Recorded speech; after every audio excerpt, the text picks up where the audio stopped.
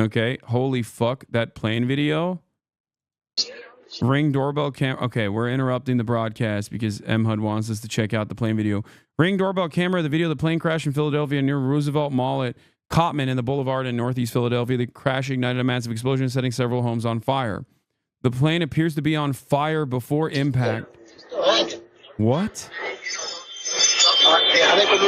Oh my God.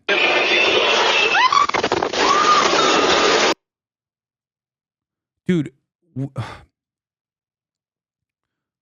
a thing that I don't understand about stuff like that is insane. That might be the most insane fucking plane crash video I've ever seen. Chatters in the live stream are calling it a missile already. Yeah. What is wild about this is like, Jesus Christ. Dude, the people that are more likely to support Trump are the people that also believe in, like, you know, the rapture and shit like that, right? And what I will never understand is how these guys also don't look at the current situation and think, holy crap, there is something going so wrong. Like, I'm not Mr. I care about signs at all, right? I am not a particularly spiritual person. And what blows my mind about this kind of thing is that it literally feels like the world is ending. Like, you got planes falling out of the sky. You got unlimited wildfires, unlimited floods, all this stuff. And these guys don't even think it's like the second coming of the Antichrist. Like, how do you not see this as like a bad omen? Breaking tonight, we're getting some word out of Northeast Philadelphia of what's believed to be a small plane crashing into a number of houses there. Waiting for some pictures there. I think we have them coming to us from Fox 29 in Philadelphia. Fires burning in multiple spots. If you know that area, Northeast Philadelphia, Cottman Avenue and Roosevelt Boulevard. We're being told by Fox 29 that multiple fires are burning. There are pieces of what appears to be this airplane scattered here. That's from Steve Keeley, one of the reporters from Fox 29 on the ground. You can see some of the fires there. Authorities closing off those. It was a Mexican air ambulance. Learjet 55, jet rescue air ambulance. Country of registration is Mexico. Oh boy, can't wait for the fucking conspiracies. Oh my Lord. Areas. It's a sad state of affairs when devastating things happen, and immediately when devastating things happen, immediately I'm like, oh God, people are gonna get extra fucking insane over this shit. Yeah, this is a second plane crash. It wasn't a Cessna. It was a air ambulance. It was a.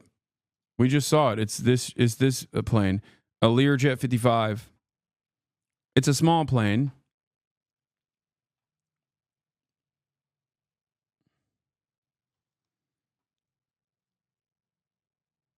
Oh my God! I knew a coworker who believes heavily that the rapture is coming. Big mega church near me is saying it will happen any day now, and they're so excited for it. The more awful things get, the more excited.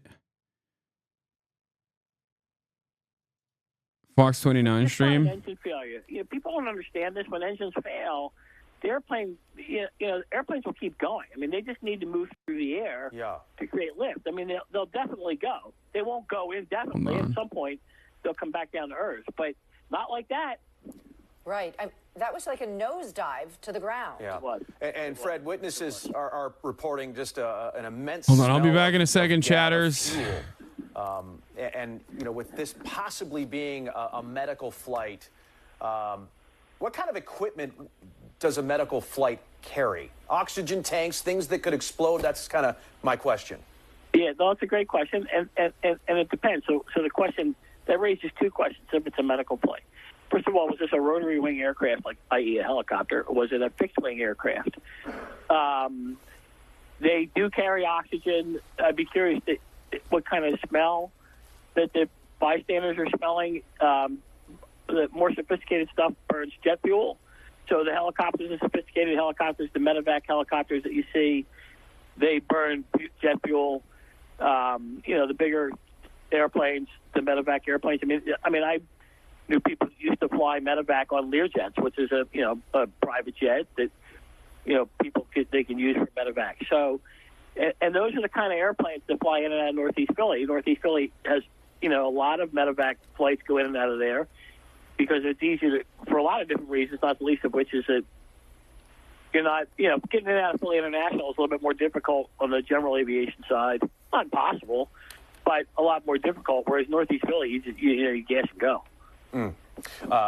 So stay with us, Fred, as we try to recap what exactly is going on. And we're showing you some new video. But about an hour and a half ago, reports of a small plane crashing in Northeast Philly, right around the Roosevelt Mall area, several fires burning. And Dawn, you had mentioned the amount of people on that plane. Right. We're told from top police officials, our Steve Keeley telling us that there were 6 people on the plane, 2 doctors, 2 pilots, a patient, and a family member. So that is the presumption that it was some kind of medical transport. Governor Josh Shapiro just making a statement on X saying, quote, "I've spoken with the Philadelphia mayor and my team is in communication with Philadelphia police, with the Philadelphia Office of Emergency Management and the Philadelphia Fire Department. We are offering all Commonwealth resources as they respond to the small private plane crash in Northeast Philly. We'll continue to provide updates as more information becomes available." So Governor Josh Shapiro, Pennsylvania Governor Josh Shapiro, has been briefed on what's happening, offering all resources to the Philadelphia area as police, fire, and EMS try to get a handle on this very chaotic scene. But again, as Steve first reported, it seems like this was a medical transport flight with patients and doctors and pilots on board crashing into the streets of Philadelphia. And we're looking into where that plane was headed, and obviously it's going to be a while before we find out who was on that plane. But Fred Tisi joins us, a former Navy pilot, and Fred, you just joined us to talk about that midair collision in D.C., and now here we are talking about this in Northeast Philly. So when you talk about 6 people in a medical type flight, possibly a Learjet 55, this plane could have been headed anywhere. You had mentioned the importance of de-icing, and that possibly being just speculating here, but obviously Northeast Philadelphia Airport, and that's all part of the pre-flight process, correct? It would be. And so a couple things. So now it's interesting how fluid this kind of stuff is. So we now know that the aircraft was departing Northeast Philly. So it means that tells me it would have been full of fuel. And that's why you're seeing an accident on the ground. You're seeing witnesses on the ground saying that the airplane was full of fuel. Could it be a Lear? That would be consistent with the kind of airplane that comes in and out of there. It could have been a King Air, which is a twin-engine turboprop. It could have been any one of a dozen airplanes. I mean, I could rattle off dozens of airplanes that it could be.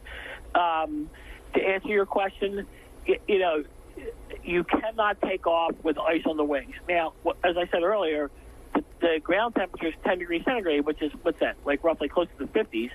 So being iced up on the ground before it took off, that's not going to be an issue. So the question is whether or not that aircraft, how long has it been since it took off? Did it climb into icing conditions? Depending on the type of aircraft it is, the first thing you do when you get into ice, if it is, let's say it is a light jet, you get into ice with that thing, you just pull the nose up, you just keep going. Because sooner or later, you get up where the air's so cold that the water's not going to form on the wings. Now, if it's a Navajo, which is a twin-engine, unpressurized airplane that's used for medical transport, that's a piston-powered airplane, that airplane gets into ice, that's a whole different kind of kettle of fish. So, I mean, there's a million different things that go into this. I just can't keep getting away from the fact that the way the airplane came down, which that just tells me one of the 2 things. It was either it could have been a structural issue. Airplanes don't come down that fast. I mean, they just don't. Yeah. Unless there's been a structural issue. I mean, there's And what kind of structural issue would you think it could possibly be? What could we be looking at? Well, believe it or not, this what people don't realize is that the pilot can on either a 747 or the smallest Piper Cub, a pilot can pull the wings off of an airplane, and by yanking back. And so what happens is that we see this a lot, or even the tail. A pilot, I don't know anything about the pilots flying this airplane, but a pilot who is not well versed in flying an airplane on instruments gets into rough weather, they panic or they over control, and they literally can overstress the aircraft. And then that's the kind of, again, I have no idea if that's what happened here, but I'm telling you all the different things it could be. So you can get a pilot gets spatially disoriented, but if it was a two-pilot crew, that's less likely, and then actually do something that would either overstress the tail or overstress one of the wings. You see this a lot in these high-performance light single turboprops and light single aircraft that they build, but usually that's an accident that happens to people that are at 21,000 feet, and they get too close to a thunderstorm and they pull the wings off the airplane. So, what about visibility, Fred? Like, would that have been an issue as well? Well, the answer is to a professionally trained crew in a sophisticated piece of equipment, no. All right, so that gets back to what I was saying earlier, that 700 feet, once you go at 700 feet overcast, once you go through 700 feet in the climb, that's it. I mean, I've been in weather so bad that I can't see the tips of the wings of my airplane like that. And you have no visibility. And so you fly the airplane solely by reference to the instruments that are on the airplane. They could have had an instrument failure that didn't allow the pilots to keep the airplane upright in zero visibility conditions. So it could have been that. I mean, a lot of these airplanes today, like my airplane, all that stuff's kind of computer driven. In the old days, you literally had vacuum pumps that spun gyros that you used to keep the airplane upright in the clouds. So, could there have been an instrumentation failure that ended up being overstressing the airplane? Who knows? Could there have been icing that resulted in a stall in an effort to try and get out of that, overstress the airplane? I mean, it could be a million different things. I mean, I'd love to know. I think the biggest piece of the puzzle that I'd like to get my hands on right now is what type of airplane, and we'll go from there. Yep. Yeah. We'll we're talking to Fred Tisi, a former Navy pilot, an aviation attorney, and many other things. Obviously, an expert in aviation. But there's two stories going on here. There's the plane crash that caused what happened in the sky, and then there's the search and rescue efforts for anybody on the ground in Northeast Philly, at that Roosevelt Mall, at any of those homes in the area that may have been hurt. I think it's probably safe to assume the worst for the folks on the plane.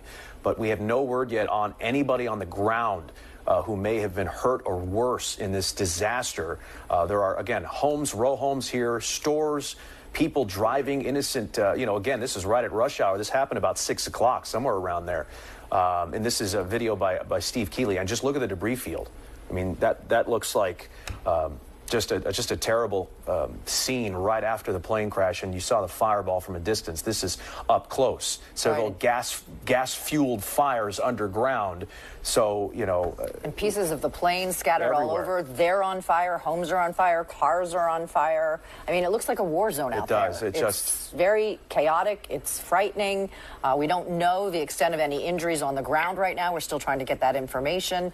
And as we had reported, we believe there were 6 people on that plane when it just took a nosedive out of the sky for reasons we're still trying to figure out. So a massive response, and there you can see some firefighters. This is as close as our live camera can get. Now we've got Pico crews there, so you're going to have gas and electrical workers there trying to probably shut off all of it in the area just as a precaution to get the fires out. That video up in the top left is from about 45 minutes ago, and at that moment there was still smoke in the sky. Steve was having a hard time breathing, and a lot of folks in this neighborhood were having a hard time breathing, smelling jet fuel, smelling gas, and obviously several fires burning in scattered areas, just chaos. Exactly what you'd think a terrible plane crash would look like in a very dense area.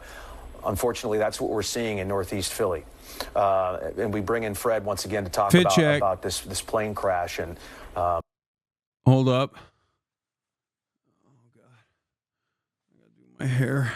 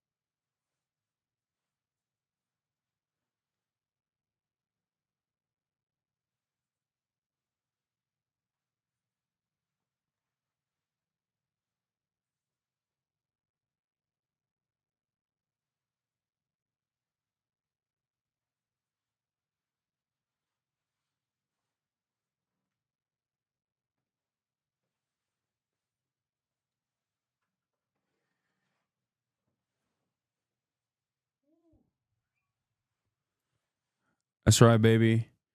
No belt and no high-waisted. Okay, Hasan, I actually love the pants, the coat. Thank you. Loop it under the metal. Certified JoJo villain. Thank you. I don't know why chatters are complaining about the fit. I think the fit is fire. Parties out of Philly. All right, let's get back to this. Right.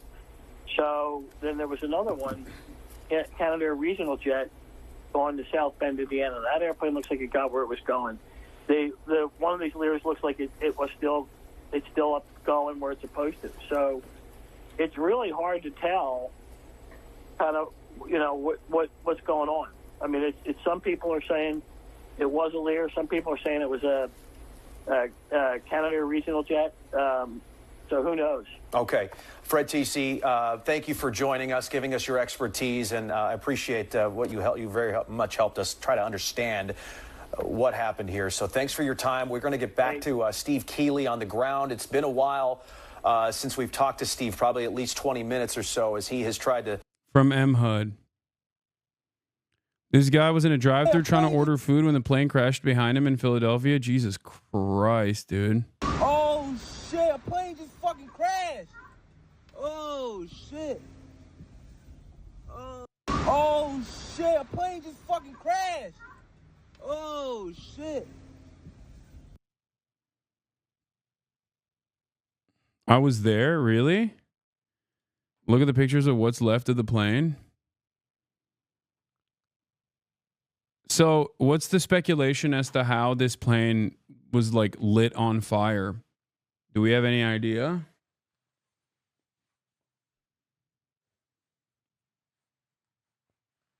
What are people saying?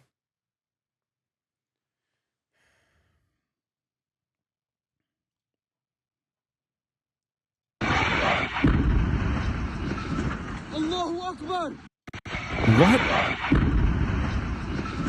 Allahu Akbar. Allahu Akbar. What the hell? What the hell? What the hell? Oh my God. Oh my God. It's normal for a Muslim American to react that way before people freak the fuck out. Okay. Calm down, you know?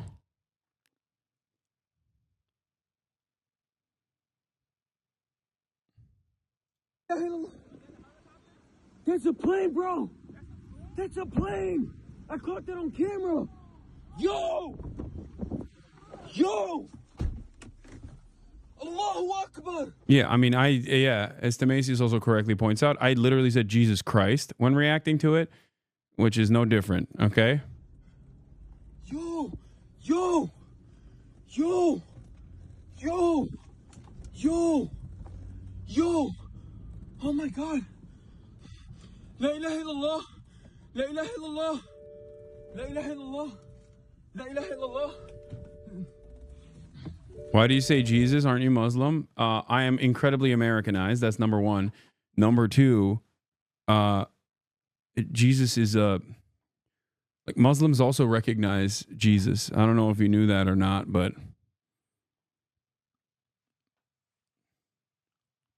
not that I'm like a practicing Muslim anyway, but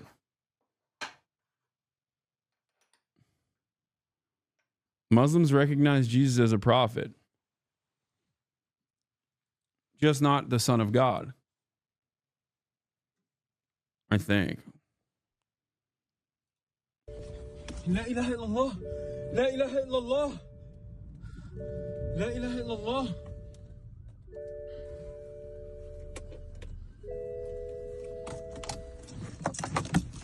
Oh my God.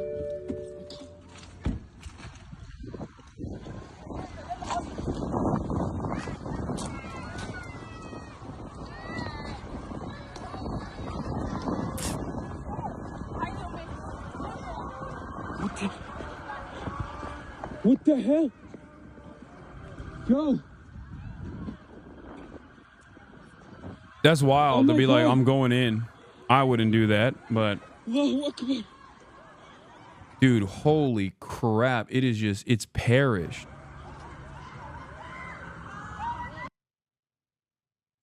It's completely it's gone. It's total and utter, complete annihilation, total destruction. There was a man on fire. I can't watch that.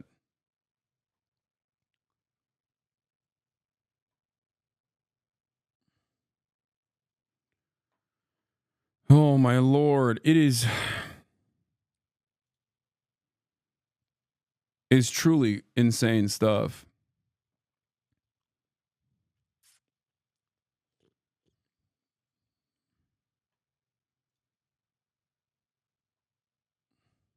This is, and still I have not gotten any information on potential victims on the ground. This was a crowded mall. It was a packed Cotman Avenue waiting for the traffic lights at the boulevard, and I know firsthand because I was in it moments before or moments after on both sides. So there's your update. I'm going to go back over the scene. I'll get right back to you, and we expect to hear from, I know Police Commissioner Kevin Bethel just arrived. We'll hear from police, and we'll learn what they know at this early juncture still. As you hear sirens, fire department, ambulances leaving, and it's also a gruesome scene. I was warned at one point.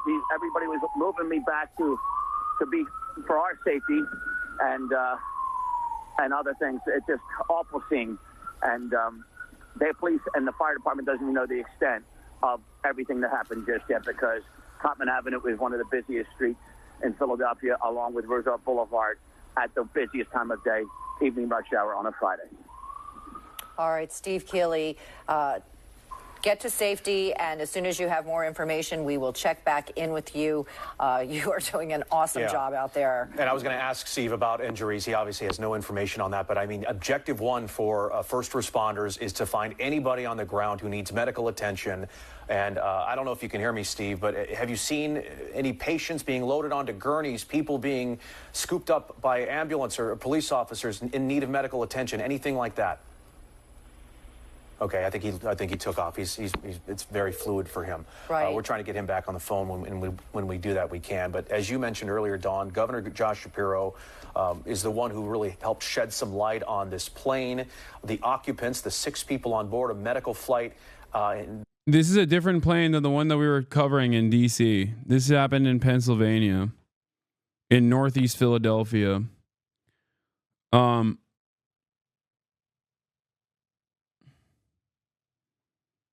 Just came in here to tell you I appreciate you watching another streamer about the insane crash out, but you know who, but I felt compelled. Hope you're doing okay, man. I'm doing great.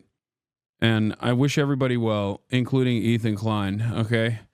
I hope he finds I hope he finds peace in his heart eventually.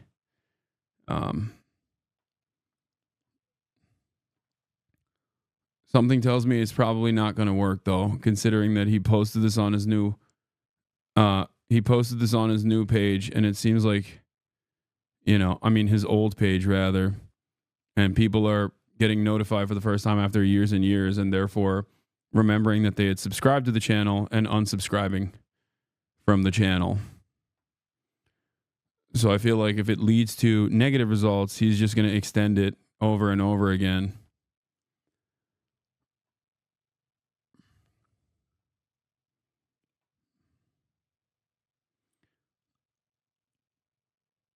Anyway.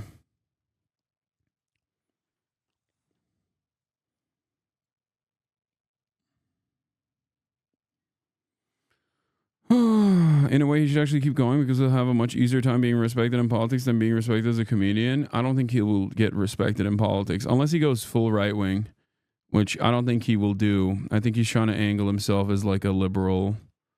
Like he's basically trying to be Epstein-y.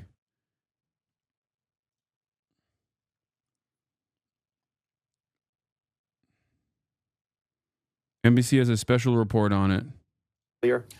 Doesn't tell us much. It tells us it happened relatively quickly after takeoff. That much we do know. We don't know how high in altitude the aircraft had reached before the descent occurred, but what we do know is that shortly after takeoff, air traffic controllers lost contact with the aircraft. When it happens earlier than maybe towards the middle or the end of the flight, does it make it any more difficult for the pilot to somehow try to save the flight, save the aircraft in any way, or there are just moments when you just can't? It depends on the issue. And that's why it's always hard to kind of try to figure these things out until you get to the core questions. It's hard to know. On jets like that, before takeoff, are they routinely inspected? Are they inspected at different points, you know, throughout their flight hours? How does that work? That's an airworthiness question. I think that would have to come down to someone from the agency who's dealing with certification. Okay, Todd, we appreciate that. We're gonna listen back to our affiliate in Philadelphia on their ongoing coverage. A lot of concern and worry from folks. You realize Ethan's video has an 85% like rate, right? Just had to come in and let you know, dude. Thanks, brother. I don't give a shit. Oh, man. Oh, no, dude. It has an 85% like rate? That's crazy. I guess I am a terrorist. And also, all of the other things he said. Oh, my God.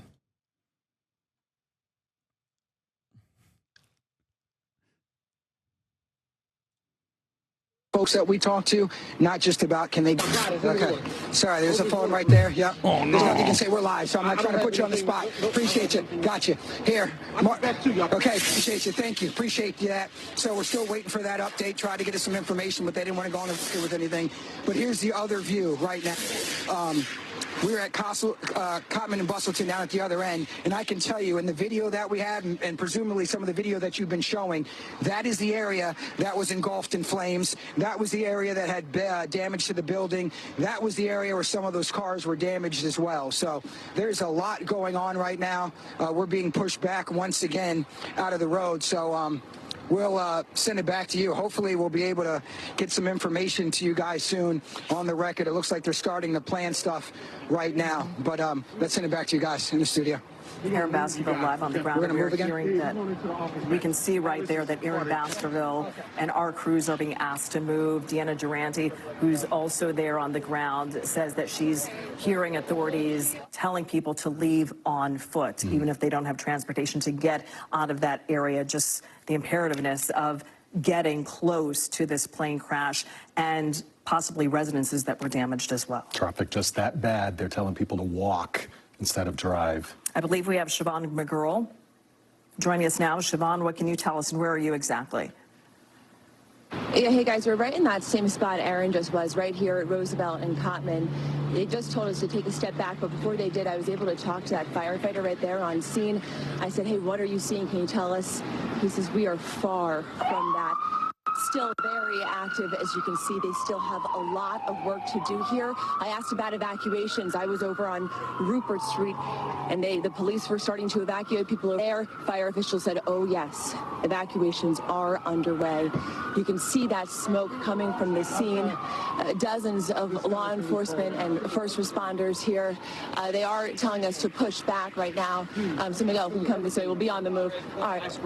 Over to the Thank you, sir. You got it. Thank you. As you guys can see, a very fluid situation right now. Still a lot of work happening, as our crews have been showing you. Madness. Law enforcement, fire, all over. Driving here, even when I was driving in, you could see them making their way from different parts of the city to this scene. A massive response, the city calling this a major incident as they continue to respond and really get a handle on what's going on here, get the full scope. So you can see right now we're sitting in the middle of Cottman. Smoke still billowing as we continue to make our way, being pushed back. When I was coming in, I actually was able to come in from the neighborhood. If you know this area, you know there are a lot of businesses here, but there's also neighborhoods. A lot of people who live just beyond here on the other side of the avenue. People were being told again to leave their homes, but before that, it was this very tense and stressful moment. People were coming out their front doors and police were saying, stay in. Now we know that some evacuations are underway over there. They were pushing people back in that area as I was arriving on scene too. So again, very fluid. This is still an active response, and we know this area will be blocked off for quite some time as the response continues. So many officers here. Obviously, to state the obvious, you want to stay away from this area. I know my colleagues have been telling you that there are road closures all over the place over here, and just a lot of people who it was very tense, you know, as they were looking. A lot of people had their phones out in disbelief, seeing all the smoke billow from this area. We're getting asked to be pushed back a little bit further, so we're going to keep on moving. But yeah, that's what we're seeing. As you can see, just very, very fluid. They're pushing us back, they say, to an office max. I can tell you, I did see Philadelphia's police commissioner on scene. So many first responders, and I know so many people weighing in too. We've seen all sorts of statements from different people across the city, council members, and things like that. Guys, it's pretty fluid now. I think we're going to have to cross the street over here and move back just a little bit further. So I'm going to send it back to you guys. Siobhan, I don't know if you can hear me still, and you likely just arrived at the scene. Have you had an opportunity? We got out of her. I was trying to engage with her, but this again is some radio transmission. Lost aircraft. We're not exactly sure what happened, so we're trying to figure it out. For now, the field is going to be closed, so no inbounds or outbounds probably. You can see there we have a lost aircraft. We're not exactly sure what happened, so we were trying to figure it out. For now, the field is going. So that's that initial radio transmission when they were trying to figure out what happened, but they knew that there was a lost aircraft. They saw it, they had it, and then it was gone. And you can tell, just as we anticipated when we first came on, we could tell by what we were hearing from early reports of law enforcement pushing people out and telling people to close their windows and evacuate, that at some point they would broaden this investigative scene. What's happening is the debris field has widened. I want to clarify something. I know I initially said, oh, it's a small plane. They crash all the time. It's not that significant.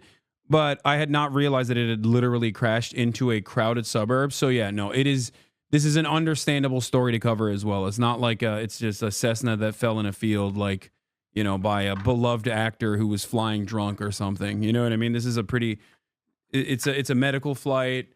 It crashed into a suburb of northern Philadelphia. Like it's not a suburb. It's still the city. I mean, okay, it crashed into northern Philadelphia, a city. So it is a significant story for sure. It's pretty crazy. And we heard from Tracy Davidson that Governor Josh Shapiro put out a statement saying all Commonwealth resources are being used as they respond to Northeast Philadelphia. We also just received information and a statement from Philadelphia City Council, Councilmember Driscoll, Mike Driscoll, saying, my heart is heavy as we continue to learn more about this tragic plane crash in Northeast Philadelphia. We're in direct communication with our emergency response team to monitor the ongoing impacts to the immediate and surrounding area. This is an active emergency response situation, sadly, with reported mass casualties. That is the first time we heard about that. We knew there were 2 people on board that plane, that medical jet, but according to this statement from Philadelphia City Council, he is saying that sadly there were mass casualties. Right now, our focus is on the needs of our first responders on the ground, as well as the individuals and families impacted by this tragedy. We ask that people please avoid the area. We will continue to monitor as this unfolds. Our prayers are with everyone right now. Again, him echoing what we have heard so much from our reporters on the ground, people being asked to avoid the area. but it raises question about how many people could potentially, unfortunately, be impacted by this, far beyond the people who were on that plane, on that medical jet. We do know that there have been several vehicles that have caught fire, according to witnesses on the ground. We know 3 homes caught fire at St. Vincent's and Calvert. And we know that there have been numerous other businesses impacted by the crash here. This is video again that we showed you earlier that just shows you this is part of the investigative scene right here. This is the debris field. These are things that happened as a result of this plane crash that you're seeing right now. Things still on fire. And we know that things are still burning even at this hour from the plumes of smoke that we see behind our reporters who are giving us a first feet on the ground appearance of what's going on. Again, to summarize what we know, a Learjet 55 crashed around 6 o'clock this evening, 6:30 p.m. local time, we are being told. After departing from Northeast Philadelphia Airport, there were 2 people on board the plane en route to Springfield Branson National Airport in Missouri. The FAA, the NTSB investigating. We're being told that the NTSB is already gathering information. We also know that 3 homes caught fire. The location of those homes are at St. Vincent and Calvert. And we have heard from people on the ground that not only did they feel the ground shaking and saw an explosion, but we also know that there's just a lot of heightened anxiety because of what happened yesterday, because of that plane crash as well. People being asked to stay out of the area because of the fumes, because of the smoke, and to not get in the way of medical personnel who are trying to get to that scene. I want to show you a piece of Nest video that's into our newsroom now to give you another view of exactly what's going on, of what we've seen this evening. Here it is right here.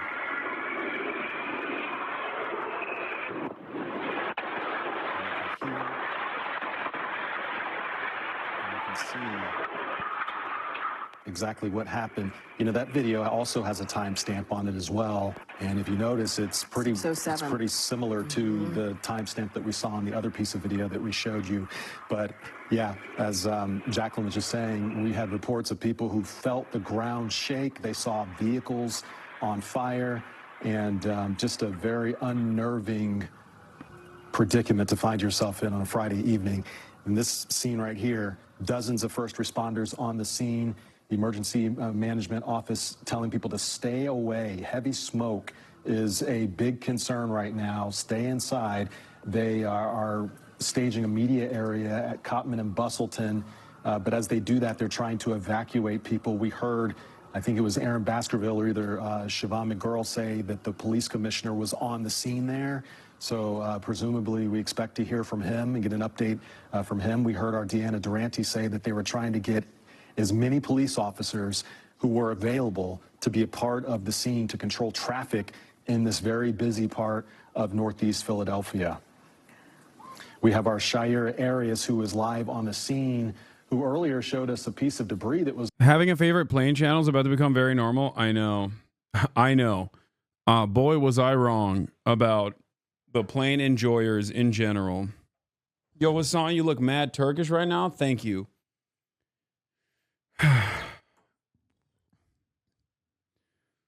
What an end for the first month of the year. Trump is really going to burn down America. Yeah. Trump is president. It has been 11 days of the Burger Reich so far. And on the 11th day, a second plane has fell out from the sky.